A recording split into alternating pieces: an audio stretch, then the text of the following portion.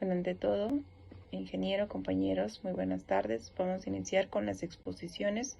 En esta oportunidad vamos a iniciar con el tema que es tecnología de la información. En esta primera parte vamos a ver lo que son los conceptos generales.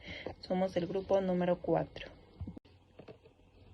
Bueno, esta primera parte vamos a hablar lo que es un poco de la introducción de esta norma. Nos indica que este documento ISO 2223771 es una especificación técnica peruana que adopta la norma internacional ISO 22237 en el 2018. Proporcionando un marco normativo para el diseño, construcción, operación y mantenimiento del centro de datos, ¿no?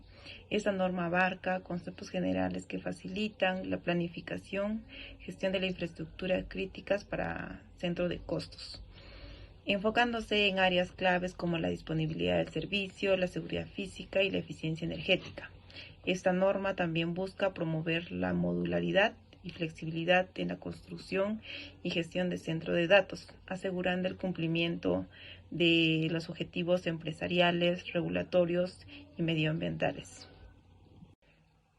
Bueno, en la siguiente presentación vamos a tocar los siguientes conceptos, teniendo el objetivo y campo de aplicación de esta norma, las referencias normativas, términos y definiciones, análisis de riesgos, diseños generales de centro de datos, clasificación de centro de datos y por último los principios generales de diseño.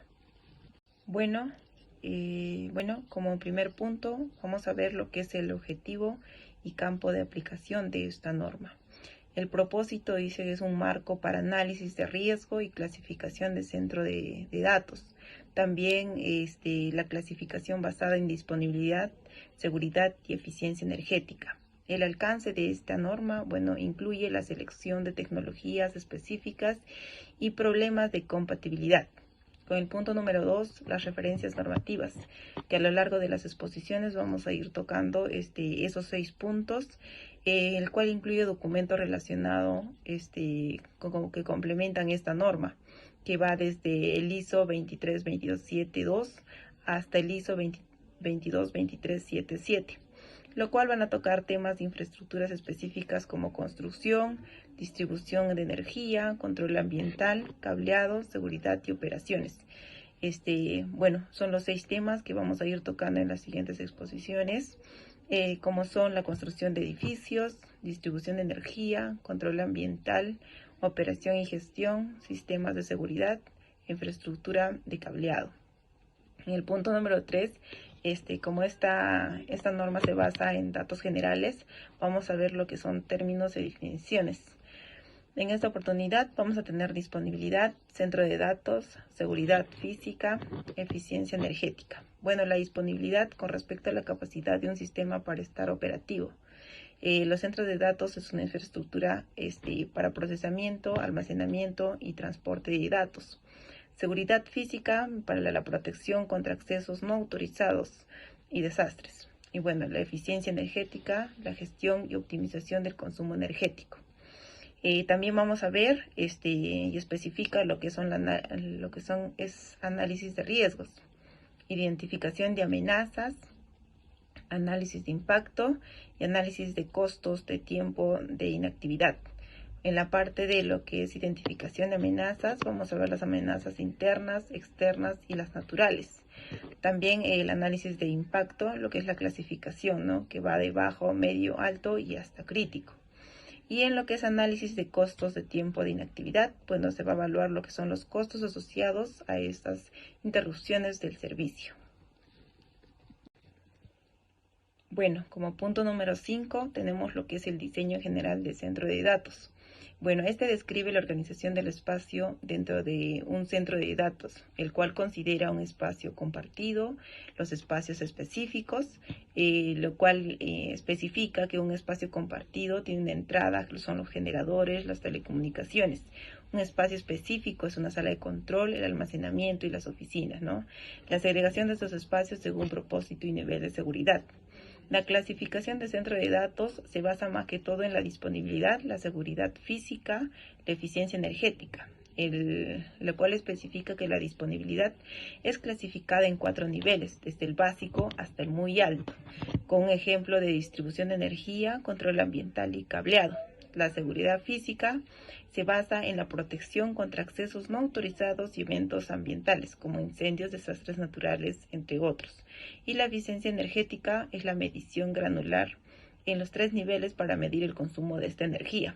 En el punto número 7 nos habla un poco de los principios generales de diseño, lo cual especifica lo que es la estrategia y los objetivos definidos, el cual explica sobre la recopilación de información, análisis de demanda y la selección de ubicación. También nos menciona lo que es el diseño funcional basado en especificaciones técnicas, lo que es la energía, seguridad, control ambiental y telecomunicaciones. Y por último, la construcción y diseño, lo cual es la supervisión de la construcción y operaciones. Bueno, esto nos explica más que todo que son los datos generales en base a la información. Bueno, continuando con la exposición, vamos a pasar a lo que es la parte 4 de la norma técnica, control ambiental. Esa norma técnica tiene como contenido objetivos y campo de aplicación, referencias normativas, términos, definiciones y abreviados, conformidad, control ambiental dentro de centros de datos y disponibilidad. La autoridad competente para la aprobación de las normas técnicas peruanas es INACAL a través de la Dirección de Normalización. Estas a su vez son miembros de la Organización Internacional de Normalización (ISO) y la Comisión Electrónica Internacional (IEC). La encargada de elaborar la presente norma fue el Comité Técnico de Normalización de Centros de Datos y Ambientes del TI, de junio a septiembre del 2023. Se utilizó como antecedente la norma ISO/IEC 22237-4 del 2021. Al 22 de enero del 2024, la norma técnica peruana fue aprobada. La presente norma técnica peruana presenta cambios editoriales referidos principalmente a términos propios del idioma español y ha sido estructurada de acuerdo a la Guía Peruana GP 001-2016 y Guía Peruana 002-2016. La presente norma aborda el control ambiental de las instalaciones e infraestructura dentro de los centros de datos, junto con las interfaces para monitorear el desempeño de dichas instalaciones e infraestructura. ¿Qué es lo que tiene presente esta norma? El crecimiento exponencial del tráfico de Internet como volumen de datos. Indica también que los centros de datos soportan procesamientos, almacenamiento y transporte. Estos centros de datos deben ser modulares, deben ser escalables, deben ser flexibles. Asimismo, indica una gran preocupación por la demanda energética de estos centros de datos, ya que ambientalmente generan huella de carbono y económicamente tienen un costo de energía alto. Entonces, ¿cuál es el objeto y el campo de aplicación de esta norma? Lo que quiere es especificar requisitos, recomendaciones para el control ambiental, el control de la temperatura, el control del movimiento del fluido, el control de la humedad relativa, el control de partículas, las vibraciones, la seguridad física y los sistemas de control ambiental. El enfoque es el uso de estándares internacionales para garantizar una mejor calidad en estos espacios. Algunas normas relacionadas son las siguientes: la ISO 14644-8 de limpieza del aire por concentración química, el ISO/IEC 22237-1, que es la presente pero en su primera parte, conceptos generales de infraestructura de centros de datos, y el IEC 61439-1, conjuntos de dispositivos de maniobras. Algunos términos y definiciones de la presente norma: piso elevado, sistema de paneles removibles ajustados en pedestales, refrigeración directa por aire fresco, uso de aire externo filtrado para enfriar, temperatura de aire de suministro, aire frío que sale desde el sistema hacia el equipo. Como podemos ver en la presente imagen, tenemos ejemplificado a qué se refieren estos tres términos. Asimismo, dentro de la norma van a encontrar muchos más términos que van a ayudar a entender cómo se debe aplicar esta. Abreviaturas comunes que utilizan la norma: AHU, unidad de tratamiento de aire; DX, unidad de refrigeración de expansión directa; y TIC, tecnologías de la información y la comunicación. La conformidad de esta infraestructura debe contar con una solución de control ambiental y que cumpla los requisitos del numeral 5 y 6 de la presente norma que van a ser expuestos. Debe presentar un enfoque de seguridad física con relación con la solución de control ambiental que cumpla los requisitos del numeral 7. Debe contar con una solución de habilitación de eficiencia energética que cumpla con los requisitos del nivel de gradualidad pertinente del numeral 8 y debe cumplir con las normativas locales, incluidos los de seguridad. Ahora hablaremos del punto 5, control ambiental dentro de los centros de datos. Comenzaremos por la entrada de diseño. El suministro de energía, la distribución y el control son instalaciones de infraestructura primaria importantes para los centros de datos. Tienen aspectos de diseños interrelacionados. Respecto a la energía suministrada al equipo del TI, que se convierte en una salida de calor, y respecto a la energía para el sistema de control ambiental, que elimina el calor generado. Ahora, pasamos a lo que son los elementos funcionales. Los elementos funcionales tenemos dos tipos de elementos, la distribución y el suministro. Dividirlos en estos dos refleja el uso de una energía eficiente, ya que combina múltiples fuentes de enfriamiento. Respecto a lo que es la distribución, transporta los fluidos hacia los equipos y lo que es el suministro genera fluidos controlados, el aire y el agua. Algunos ejemplos de los elementos de suministro y distribución son los siguientes. En cuanto a suministro, tenemos el agua, suministro de agua externo, enfriadores de bombas, unidad de condensación que se utiliza a través del sistema de tuberías. Y en cuanto al aire, entrada de aire exterior, filtros, intercambiadores de calor, que es un sistema de ductos. En cuanto a distribución, tenemos lo que son las bombas intercambiadoras de calor, que es un sistema de tuberías, y en cuanto a aire, tenemos los cracks, los AHU, las rejillas, que son ductos. Algunos de los requisitos para esta infraestructura se deben tener en cuenta la ubicación física, ya que estos pueden ser condicionantes como la temperatura externa mínima, máxima y media para determinar el tipo de equipos que se van a utilizar y también las condiciones en las que se van a mantener los equipos. Es importante también tener en cuenta la tecnología disponible, la seguridad física, la disponibilidad del centro de datos, el mantenimiento y la extensión futura. Es importante el uso de sensores para monitorear continuamente estos centros de datos y tener en cuenta la tolerancia en parámetros ambientales para optimizar la eficiencia de la energía. Ahora vamos a hablar sobre el control ambiental de espacios de centros de datos, comenzando con la instalación de entradas, que no se especifican los requisitos. Las entradas de personal que deben tener un confort ambiental, las zonas de carga y descarga que no tienen ningún requisito específico, los espacios de generador. Estos deben tener una temperatura superior a 0 grados centígrados, recomendada a 10 grados centígrados, ventilación adecuada para la combustión y refrigeración, protección contra condensación. El sistema de almacenamiento de combustibles debe tener protección contra temperaturas bajo 0 grados centígrados. Espacios del transformador, la temperatura según el proveedor del equipo.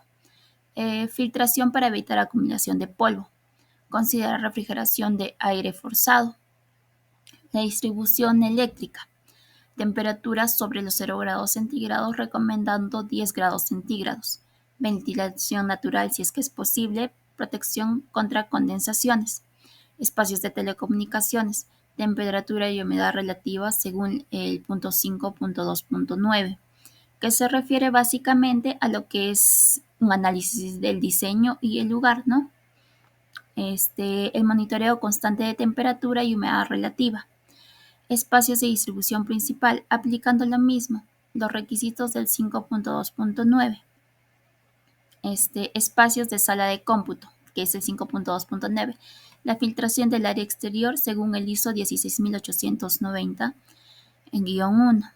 Respecto a la temperatura, se debe mantener la temperatura, la humedad relativa y la calidad del aire según el análisis previo que se haya hecho para la construcción de estos espacios y de la infraestructura, ¿no?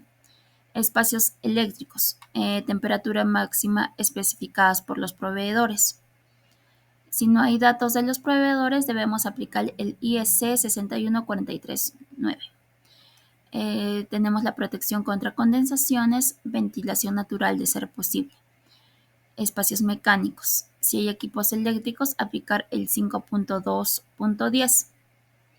que es básicamente lo que se nos indicaba según especificado por el proveedor o aplicando el IEC 61439-1. Temperatura y humedad según el proveedor. Si hablamos del proveedor de los equipos que están funcionando en esos espacios, ¿no? Espacios de sala de confort, aplicando lo que es confort ambiental. Espacios de oficina, igual deben tener confort ambiental. Espacios de almacenamiento, un control básico de temperatura y humedad. Medidas para controlar contaminantes gaseosos según el 5.2.9. Colocación de equipos UPS. Temperaturas entre 15 y 35 grados. Y monitoreo de temperatura y uso de aire acondicionado si es necesario. Es importante tener siempre en cuenta que debemos procurar que los espacios cuenten con la temperatura adecuada según el proveedor del equipo para alargar la vida de estos equipos y nosotros tengamos también la durabilidad de todo esta infraestructura, ¿no? Tanto infraestructura, equipamiento como infraestructura. Asimismo, menciona la norma lo que es la ventilación de ser posible. ¿Por qué? Por el tema de la eficiencia energética que debemos tener en estos espacios. Continuando con la exposición, ahora veremos el punto 6 del documento, el cual dice disponibilidad. En concordancia con la clasificación de disponibilidad definida en la ISO IEC 22237-1, tendremos 4 clases de sistemas. El primero es la clase 1, ruta única. El 2 es la vía única con redundancia. El 3 es la múltiples rutas que proporciona una solución de reparación y o operación simultánea. Y la clase 4, la solución de tolerancia a fallos excepto durante el mantenimiento. Sala de cómputos y espacios de telecomunicaciones. La clase 1 podremos ver suministros de sistema de vía única, donde tendremos como ejemplos un enfriador basado en un solo compresor y una bomba, o también un ventilador de entrada y una bobina de enfriamiento. También en la clase 1 podremos ver la distribución de sistemas de trayecto único, el cual tenemos como un ejemplo un solo módulo de aire acondicionado. Esto necesitamos que cumpla el requisito del ISO IEC 22237-3 de la clase 1. En la clase 2, la alimentación del sistema de trayecto único, en el cual tendremos como ejemplo un conjunto de enfriadores y bombas redundantes basados en compresores, una matriz redundante de ventiladores de entrada y bobinas de enfriamiento. Ambos deben de cumplir como mínimo con los requisitos del ISO IEC 22237-3 de la clase 2. Y por último veremos la clase 2, distribución sistema de trayecto único. Como ejemplo tenemos un solo módulo de aire acondicionado redundante. Ese también debe de cumplir con el ISO IEC 22237-3 de la clase 3.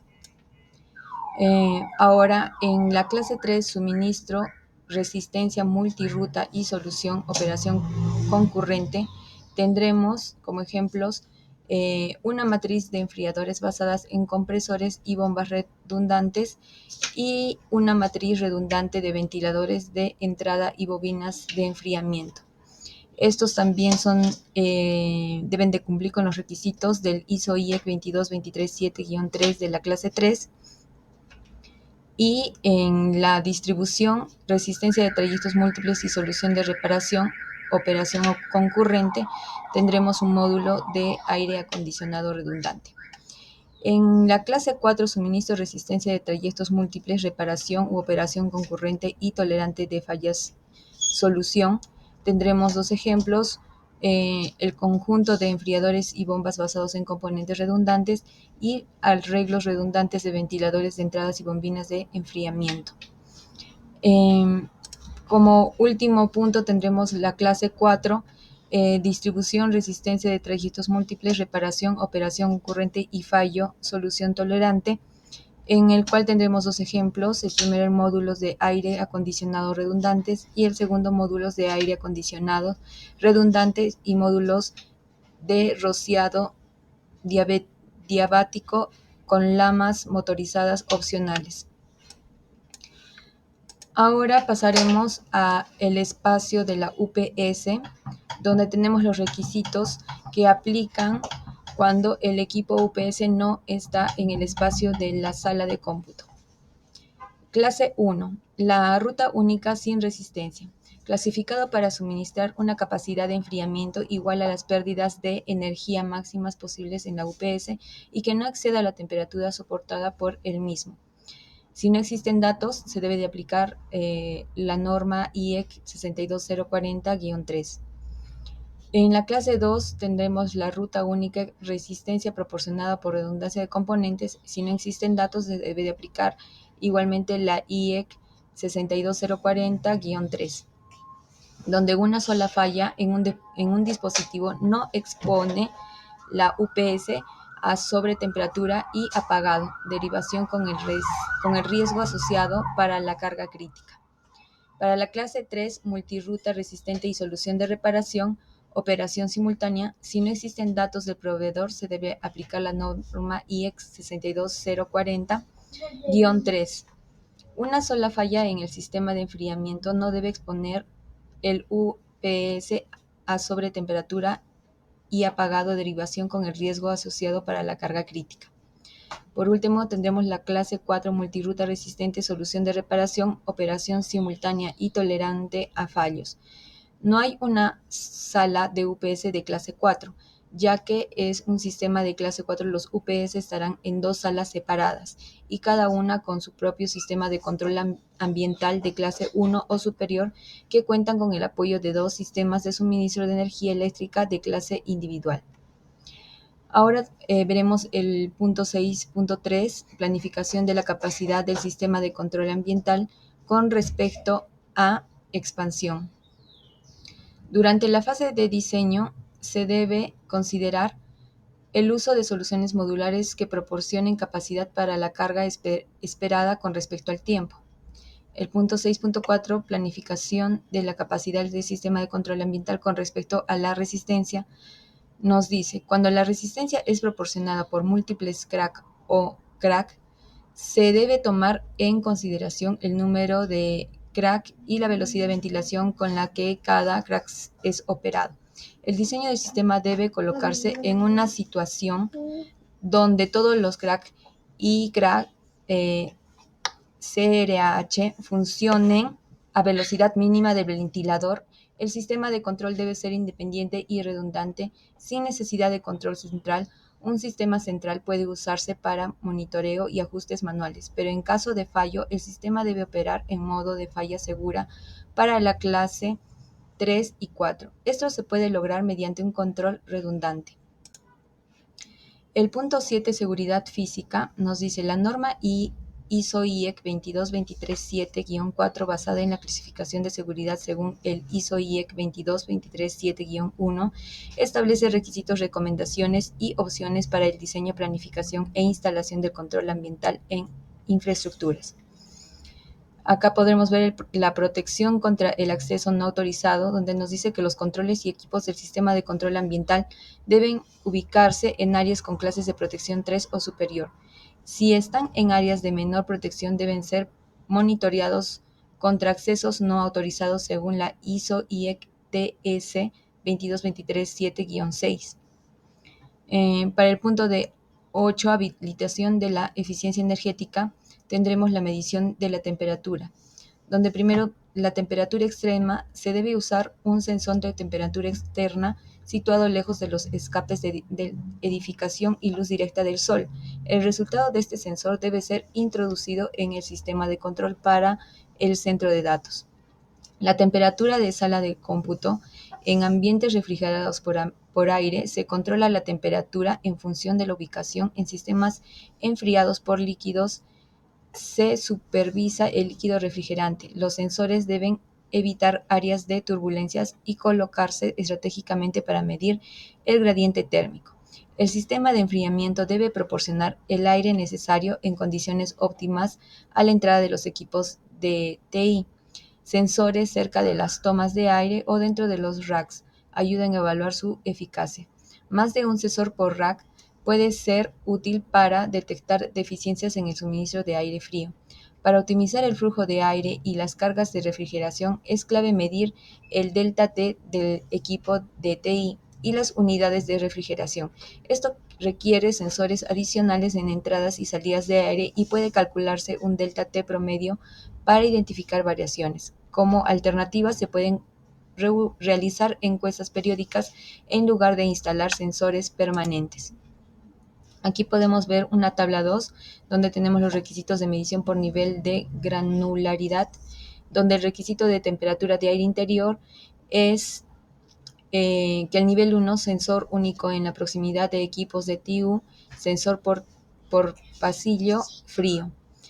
Y en el nivel 2, un sensor por pasillo frío, un sensor cada 5 gabinetes o racks en pasillo frío. Y en el nivel 3 debe haber un sensor por cada 10 gabinetes o racks, 5 en cada lado de pasillo. Para la temperatura del aire de entorno, en el nivel 1 debe haber un sensor único en la proximidad de la entrada de aire de retorno al equipo de refrigeración. Nivel 2, un sensor en la entrada de aire por crack, y en el nivel 3 un sensor en la entrada de aire por crack. Si no se utilizan sensores de aire, se puede aumentar el número de sensores. Ahora veremos el punto 8.3, medición de la humedad relativa. La humedad relativa externa se debería usar un sensor de humedad relativa externo ubicado lejos de cualquier escape del edificio y de la luz solar directa. El resultado de este sensor debe alimentar al sistema de control del centro de datos. Se requiere un solo sensor para el nivel 1. Para el nivel 2 y superiores se debería emplear un sensor de temperatura y humedad relativa combinado adicional para proporcionar resistencia. En la humedad relativa, en sala de ordenadores, la humedad relativa de la sala de cómputo debe medirse con un sensor por sala para el nivel 1 y 2 sensores por sala para el nivel 2 y un sensor por pasillo frío para el nivel 3.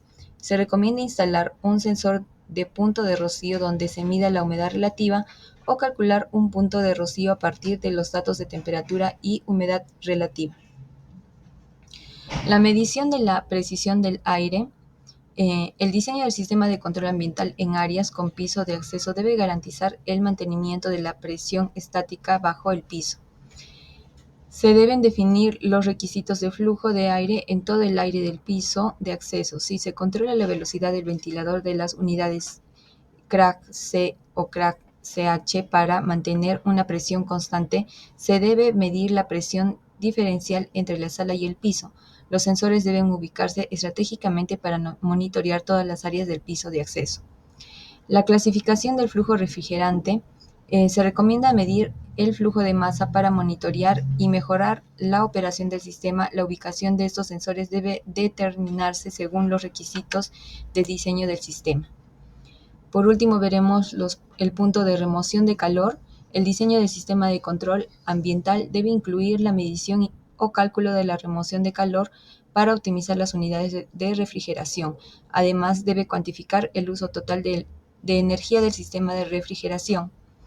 Y para el aire exterior, cuando el aire exterior se introduce al centro de datos, se deben colocar sensores de temperatura y humedad relativa en la entrada del aire. Además, se puede medir la calidad del aire para proteger contra la contaminación.